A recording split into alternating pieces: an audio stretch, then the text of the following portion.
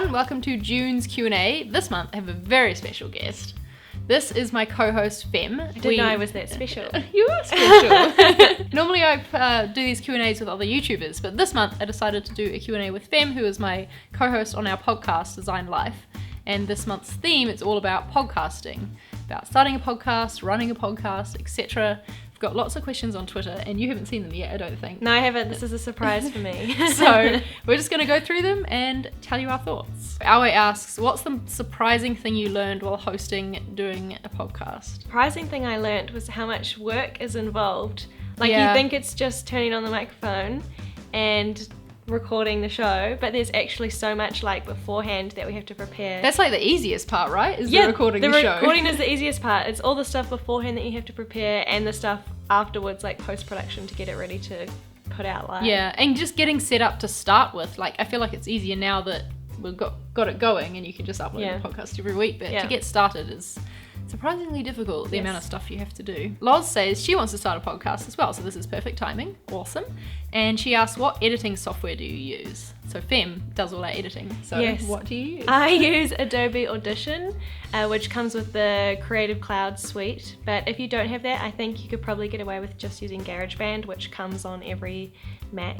So you don't have to buy the more pro software if you don't want to. And you record using GarageBand, right? I do. So I record using GarageBand and then I export that and bring it into Adobe Audition. Oh, also from Loz, she says, how do you record from different places? So I record my sound separately to Fem's. We each have our own microphones. What are they called? Our microphones? A Blue Yeti. That's it. And a pop filter to make sure that when we say like peas, that it doesn't go like.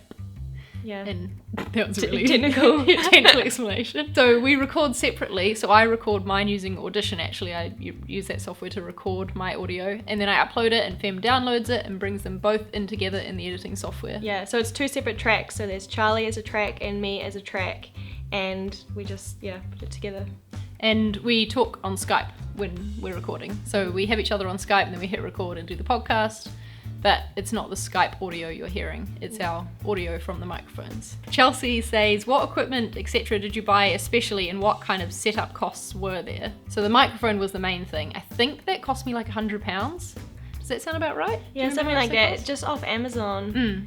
We can leave a link below. Yeah. Is that what you do? Yeah, we'll leave a link down below, and also to the pop filter as well that I bought. Because it's playing with the Stop. But that's the only things we bought, right? That's the only things we bought physically. I mean, we had to buy like our domain name. Yes, good point. I didn't think about that. We had to buy the domain name and for the website. We already had hosting through Owen, right?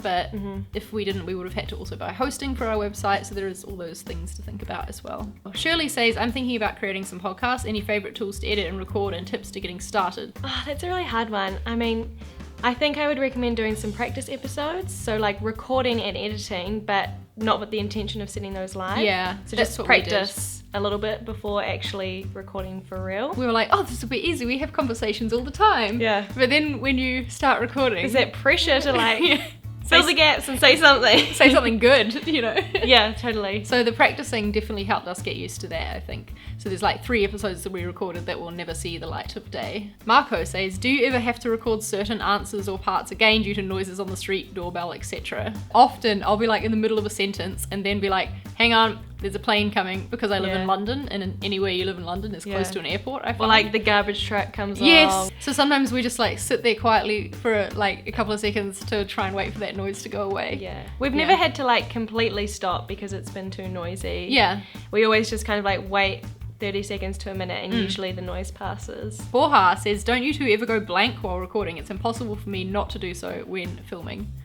We do go blank when recording. Not that often, but it does happen. We'll start talking and then lose train of thought. We'll be like, wait. Where was I going with that? I was going to say something. What was I going to say? Yeah. But we've never had like a complete like blank. Like we always manage to pick it back up or like bring something else in. And I think that's also easier with 2 co-hosts. Like if you're doing a solo show, having a blank is a bigger deal. But because there's 2 of us, if one of us kind of spaces out, the other one can just like jump in and keep it going. Joshua has quite a few good questions, so we'll run through some of them. He says, how do you grow and interact with your audience? We interact with our audience mostly on Twitter. Yeah.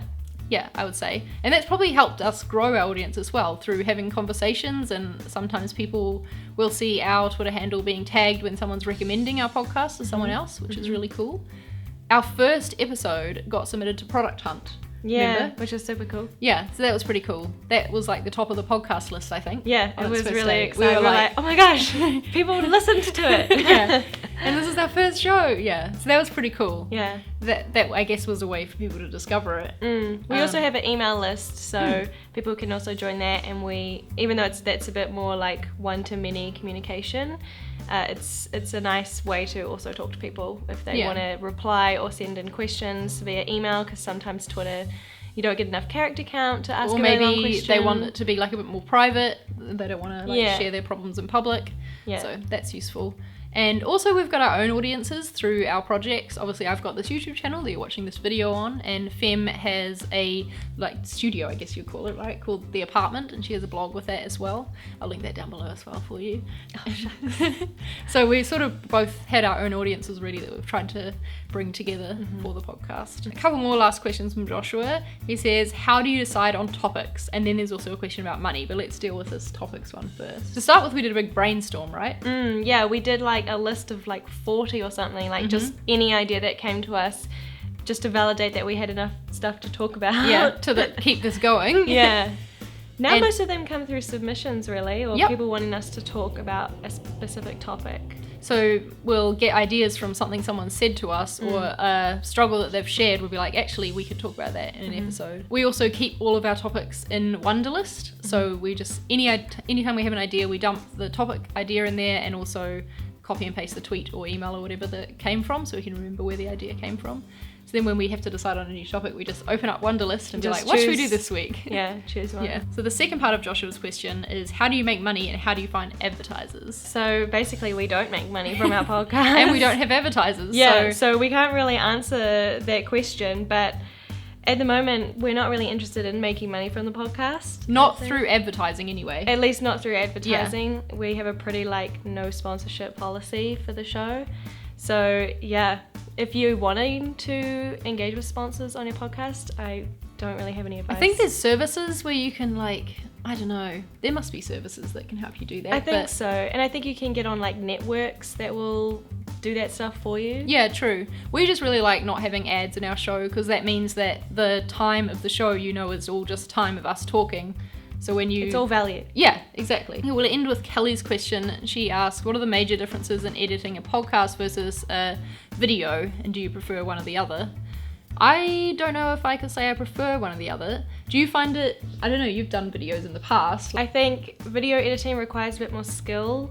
Like you want to time things well with like music and audio. Yeah, and you've got to think about the visuals of the shot as well. Yeah, but podcast editing also is difficult because you don't want to have like silences, and you need to make sure that the balance is right and that the levels are correct. So they just each have their own different challenges. Yeah, and I think there's more pressure for the audio to be spot on in podcasts, whereas like a motorbike just drove past before, you probably heard it, but we didn't bother stopping because there's video to keep you watching anyway. So yeah. But in audio form, it's only the audio, so you have to make it right. And also people are in different situations, I think, when they're listening to a podcast versus watching videos, so there's that to think about as well for the audience. Yeah, so they're just different, and I don't think I prefer one or the other. I like them both.